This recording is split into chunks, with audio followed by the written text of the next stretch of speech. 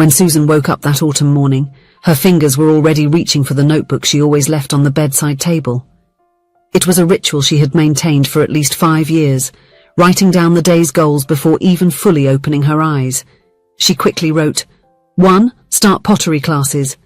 2. Organize the closet by colors. 3. Stop eating sugar. She looked at the list with momentary satisfaction, knowing that, as always, she would only accomplish a small fraction of what she planned. Susan's apartment was like her mind, full of unfinished projects. A loom in the living room, gardening books stacked near empty pots, a guitar with only 4 strings.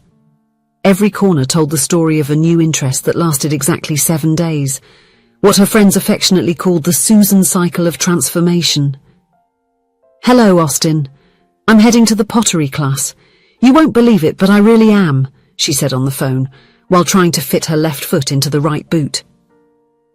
On the other end of the line, Austin's calm and slightly amused voice responded, Susan, it's 7 in the morning on a Saturday. Isn't the class at 10? Austin lived just 2 blocks away, in an organized and minimalist apartment that was the opposite of Susan's creative chaos. Tall, broad-shouldered, and with a smile that seemed permanently affixed to his face, he had the gift of calming any situation just with his presence. Damn, you're right, she realized, letting herself fall onto the sofa between a pile of magazines and a one-eyed stuffed cat. I think I'm nervous. What if I'm terrible at pottery too? Like when you were terrible at knitting, yoga, watercolor painting, and Japanese calligraphy, he laughed.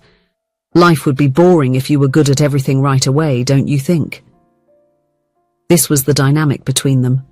Susan, always energetic, jumping from one idea to another, and Austin, the steady rock, the friend who never judged her failed attempts to find her true passion, as she put it.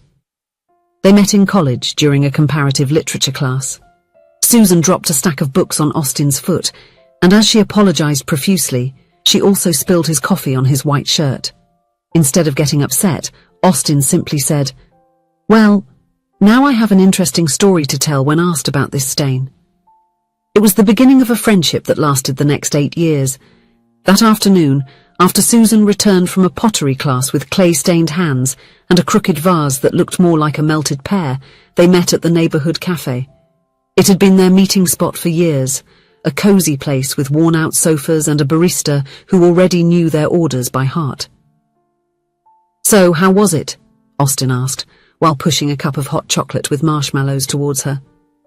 Susan sighed dramatically. I destroyed any hope that the pottery had of being saved by me. The teacher said my vase had personality. Austin laughed, his brown eyes shining with that comfortable familiarity. Personality is good. The world already has too many artists who create perfect yet soulless things.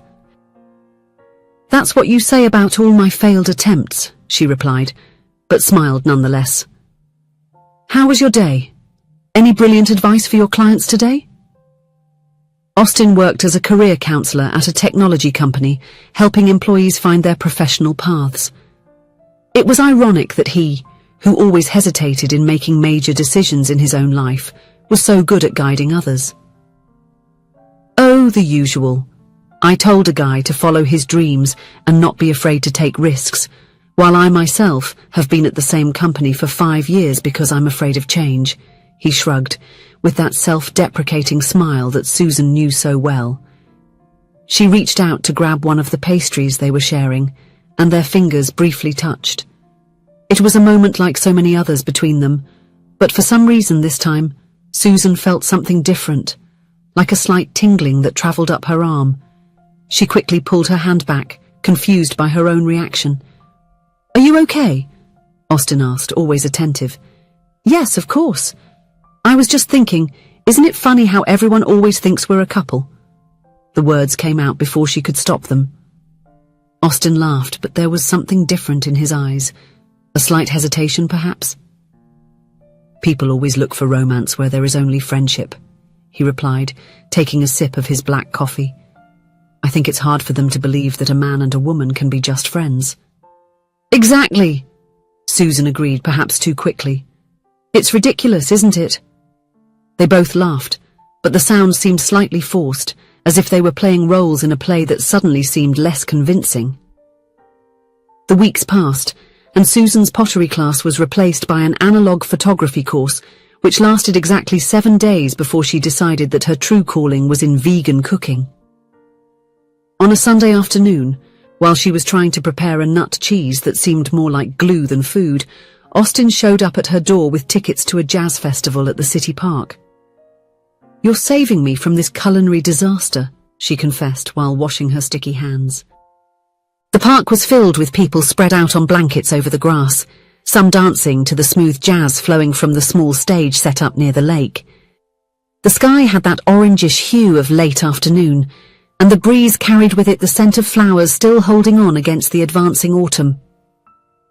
They found a spot under a large tree with golden leaves, and Austin spread out a blanket he had brought in his backpack.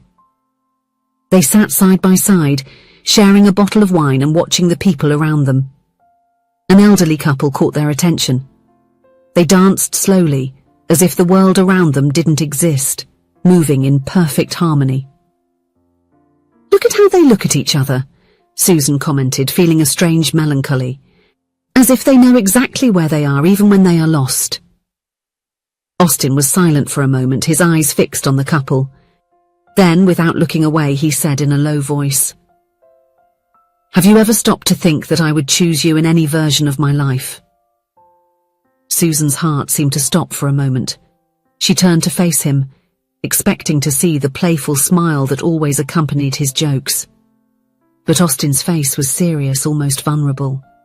Not knowing how to react, she did what she always did when she felt insecure. She laughed. "Of course, because who else would put up with your bad jokes?" Austin smiled faintly and looked away, returning to watch the couple dancing. Yes, who else?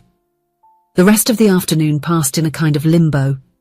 They talked about trivial matters, laughed at the same things as always, but there was something suspended in the air between them, like an unasked question. 3 days later, Susan's phone rang at 2 in the morning. It was Austin's mother, Elizabeth, with a trembling voice. "Susan, dear, it's Austin. He slipped in the bathroom and hit his head. We are at the hospital." Susan's world seemed to slow down as she ran through the white, antiseptic corridors of the hospital. She found Elizabeth in the waiting room, who hugged her tightly. "He's okay," the woman assured. "It's a mild concussion, but the doctor said there might be some temporary confusion, especially with recent memories." When she was finally able to see him, Austin was lying in the hospital bed with a bandage on his forehead, looking smaller and more vulnerable than she had ever seen him. "Hey, klutz," he joked when he saw her, his voice a little hoarse. "It seems like I've caught your accident-prone habit." Susan tried to smile, but her eyes filled with tears. "You really gave me a scare. It was just a silly slip. Apparently bare feet on a wet floor aren't a good combination." He tried to shrug, but grimaced with pain. In the following hours, while the doctors conducted tests and explained the necessary care, Susan noticed that Austin seemed confused about recent events. He remembered college, work, and old stories they shared perfectly, but the past few days were hazy in his memory. And then she realized he did not remember the jazz festival. He did not remember saying those words that turned her world upside down. "Do you remember the last time we saw each other?" she asked casually, while helping him get ready for discharge the next day. Austin frowned, concentrating. "At the cafe, right? You had just come out of your pottery class." Susan's heart tightened. The jazz festival had been days after that. He really didn't remember. In the weeks that followed, life resumed its normal pace. Austin returned to work, still experiencing occasional headaches, but improving each day. Susan gave up vegan cooking and began making small videos for social media about her failed attempts at hobbies, something that, ironically, was being quite successful. But there was something different inside her. Austin's words that afternoon in the park lingered in her mind. "I would choose you in any version of my life." What did that really mean? And why, after so many years not realizing it, could she now not help but notice how her heart raced whenever he entered the room? One night, while they were having dinner at her apartment, she had ordered takeout, obviously, Susan gathered the courage for an indirect approach. Austin, do you believe that people who have been friends for a long time can, develop other feelings? He paused with the chopsticks halfway to his mouth, looking at her with curiosity. Is this about that series you were watching? No, I'm talking, hypothetically, in real life. Austin set the chopsticks aside, thoughtful. I think so. Sometimes the people closest to us are the ones we can't see clearly precisely because they're so close. And you... She hesitated, her heart pounding so hard she was sure he could hear it. Have you ever felt that? For someone close? There was a brief moment when time seemed to suspend. Austin looked at her with an intensity she rarely saw in him. Maybe I have, he finally replied with a gentle voice. But what about you? Susan felt her face burn. This was not the direction she expected the conversation to take. Me? Well, It's complicated. Complicated how? How to forget something important someone told you, she murmured, more to herself than to him. Austin tilted his head, confused. Did I forget something important? And there she was, standing at a crossroads. She could tell him the truth, that he had practically confessed his feelings and then forgotten everything because of a silly accident, or she could leave the past behind and move on, perhaps allowing the feelings to develop naturally once more. But Susan wouldn't be Susan if she chose the simplest path. I've got an idea, she said, standing up suddenly. Let's revisit all the places we've been to in the last few weeks. Maybe it'll help your memory. Austin laughed, a little confused by the abrupt change. Okay. Why not? It's not like I have better plans. In the following days, Susan took him back to the cafe where they regularly met, to the pottery shop where he had taken classes, and finally, to the park where the jazz festival had taken place. There was no music now, just the sound of the dry leaves under their feet as they walked to the same spot where they had sat that day. Does anything seem familiar? She asked hopefully, watching his face. Austin looked around, taking a deep breath of the fresh park air. The whole park seems familiar, but I can't remember us coming here recently, he admitted, looking genuinely frustrated with himself. Susan felt a pang of disappointment. Maybe it was better to give up. Maybe those words had been just a fleeting moment, a temporary emotion that wasn't meant to last. They sat on a nearby bench watching the sunset paint the sky in shades of pink and orange. A comfortable silence settled between them, as it had so many times before. You know what's funny? Austin said suddenly. I don't remember coming here with you recently, but I have this feeling like there's something important I should say to you. Susan's heart skipped a beat. As what? He smiled, that smile that always made her feel like everything would be okay.